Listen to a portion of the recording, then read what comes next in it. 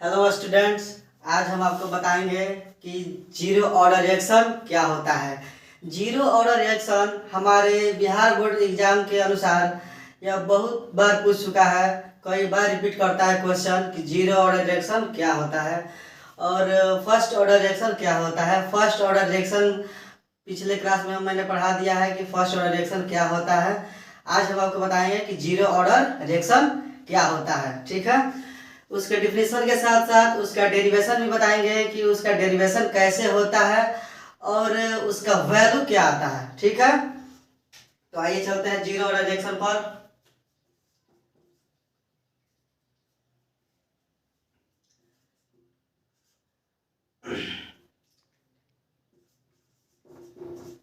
Derivation of zero order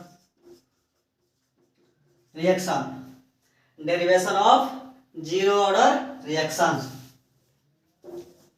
ठीक है, इसका डिफिनेशन क्या होता है। Zero order reaction are those reaction in which rate of reaction don't depends on the concentration of the reaction. ठीक है, कहने का मतलब यह है कि जो अभिक्रिया जो होती है वह प्रतिकारी पदार्थों के सांद्रण पर निर्भर नहीं करती है। ठीक है, तो डिफिनेशन इसका लिखते हैं। Zero order reaction are those reaction in which rate of reaction don't depends on the concentration of reaction. ठीक है, zero order reaction are those reaction in which rate of reaction don't depends on the concentration of reaction. ठीक है, कहने का मतलब यह है कि जो अभिक्रिया होती है वह अभिकारक प्रतिकारी पदार्थों के सांद्रण पर निर्भर नहीं करती है। ठीक है, तो मेरा डिफिनेशन हो गया, लेकिन डिफिनेशन के साथ साथ हमें इसका डेरिवेशन भी करना है कि इसका मैथमेटिकल डेरिवेशन क्या होता है। ठीक है, तो आइए चलते हैं मैथमेटिकल डेरिवेशन में। Mathematical derivation of zero order reaction. ठीक है, यह मैथमेटिकल टर्म्स में चल रहा है। सबसे पहले मानते हैं ए, यहाँ प्रोडक्ट। ठीक है, यदि टाइम जीरो लेते हैं तो प्रोडक्ट मेरा निकल कर आता है ए नॉट। यदि टाइम टी लेते हैं तो यहाँ क्या आता है ए टी। ठीक है, यदि अगर हम टाइम जीरो लेते हैं तो क्या आया ए नॉट। यदि टाइम टी लिए तो क्या आया ए टी। ठीक है, आगे बढ़ते हैं। Rate of disappearance of A minus d concentration A by d T, इसको हम क्या मानते हैं इक्वेशन 1।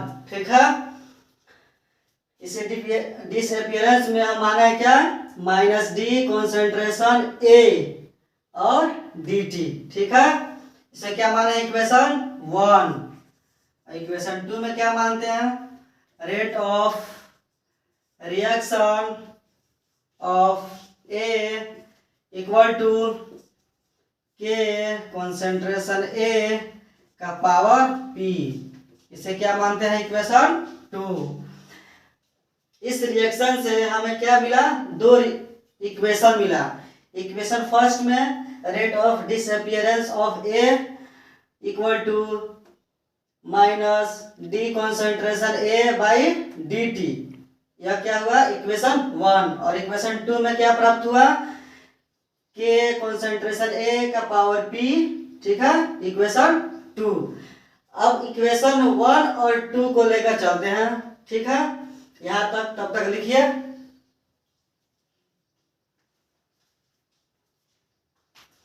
हो गया।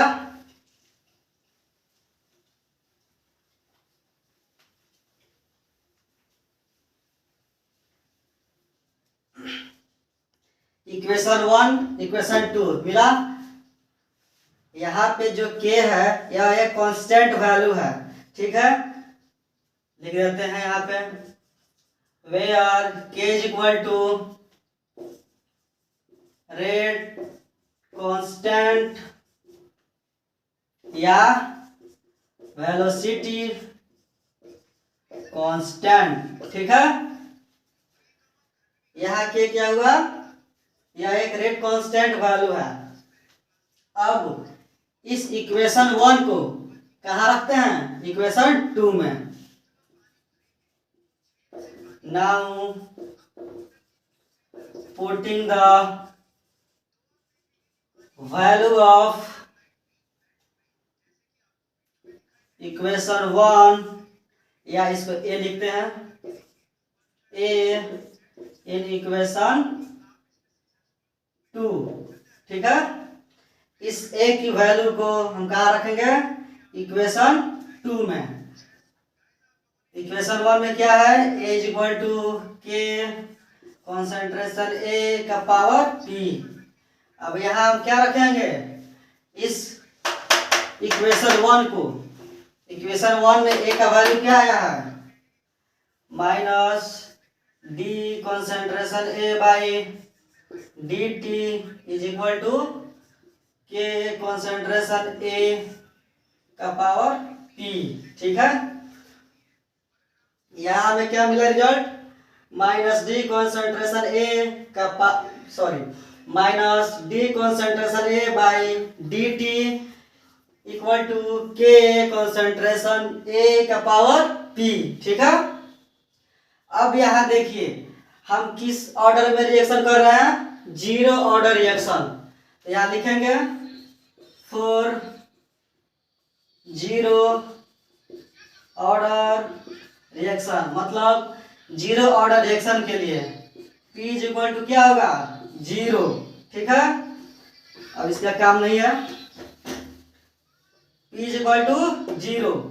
अब इस 0 जो है, जो वैल्यू 0, अब इसको कहाँ रखेंगे, यहाँ पे, minus d concentration A by d t is equal to k concentration A का पावर 0। अब आपको पता है कि किसी भी संख्या का अगर पावर 0 हो तो उसका वैल्यू होता है 1, ठीक है। जैसे मान लेते हैं 5 का पावर 0 1, x का पावर 0 1, y का पावर 0 1, 100 का पावर 0 1। किसी का पावर अगर हम 0 लेते हैं तो उसका वैल्यू क्या आता है, 1 आता है, ठीक है। तो यहाँ मान रखते हैं minus d concentration A by d t is equal to k into 1। इस पूरे का जो वैल्यू है क्या होगा, 1 हो जाएगा, ठीक है। अब चलते हैं आगे। यहाँ पे क्या हो गया, minus d concentration A by d t is equal to k, ठीक है। हमें क्या मिला, के, इतना हमारा रिजल्ट मिला। अभी आगे और बढ़ेंगे। अब देखिए इसको क्या करेंगे, क्रॉस मल्टीप्लाई, ठीक है, करते हैं। क्या हो जाएगा, minus d concentration A equal to, और यह इससे मल्टीप्लाई होगा तो क्या होगा, के डी टी, ठीक है। उतना लिखिए।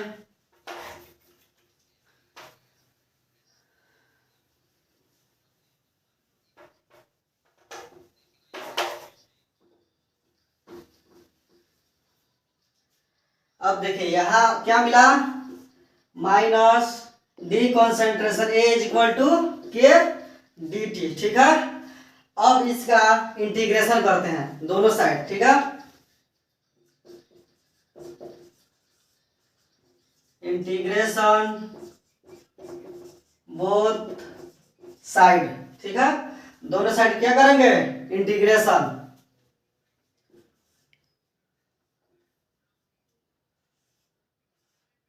D concentration A is equal to k को हम बाहर लेते हैं और यहाँ डी टी। ठीक है, यहाँ इनिशियल टू फाइनल, यहाँ इनिशियल टू फाइनल। ठीक है, माइनस एक, यहाँ 80 0, यहाँ इनिशियल से फाइनल। फिर यहाँ पे क्या होगा, के टी इनिशियल 0 फाइनल टी। अब देखिए कोई भी जो वैल्यू आता है फाइनल से, हम जब इनिशियल को जब हम घटाएंगे तभी तो उसका जो मान आएगा वो एग्जैक्ट वैल्यू होगा। तो यहाँ भी वही क्रिया करेंगे, माइनस या क्या फाइनल और ये क्या है इनिशियल। फाइनल से इनिशियल हम जब घटाएंगे तभी तो वैल्यू आएगा। तो देखिए A T minus A naught is equal to k, यहाँ पर हो जाएगा टी माइनस 0। ठीक है, अब देखिए अब इस माइनस से इस पूरे में क्या करेंगे, मल्टीप्लाई करेंगे। तो minus A T minus minus plus A naught is equal to k T.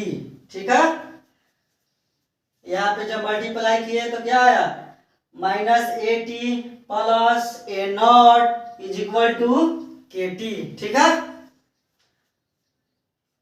यहाँ पे अब कॉमन ले लेते हैं, कॉमन नहीं पहले इसको देखो, इस टर्म्स को क्या करेंगे, इक्वल के राइट साइड लेकर चलते हैं। Minus A t is equal to k T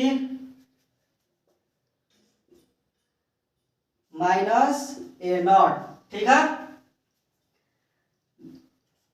यहाँ पे माइनस ए टी। अब इसको यहां से हम क्या करेंगे, माइनस को कॉमन करते हैं। माइनस जब यहां से माइनस कॉमन करेंगे तो क्या आएगा, ए नॉट प्लस में होगा और यहाँ क्या होगा, माइनस के टी। ठीक है, यहाँ पे जब हम कॉमन किए हैं माइनस को तो यह टर्म क्या हो जाएगा, प्लस में हो जाएगा और यह टर्म माइनस में चल जाएगा। ठीक है,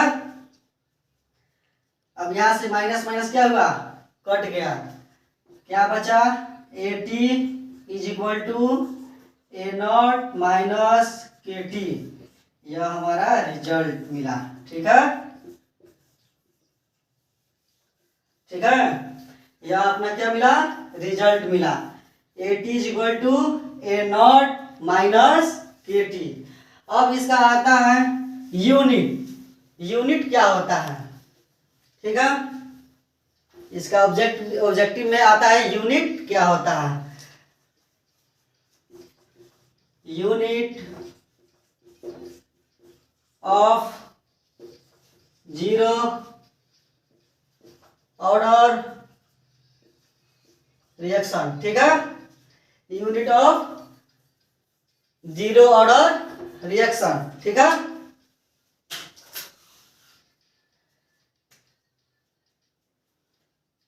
देखिए क्या हमारा रिजल्ट आया है, A t is equal to A not minus के टी। ठीक है, अब यहां से इस टर्म्स को फिर हम लेकर चलते हैं यहाँ, यहाँ कहीं आया था, हाँ यहाँ पे देखिए, तो क्या करेंगे,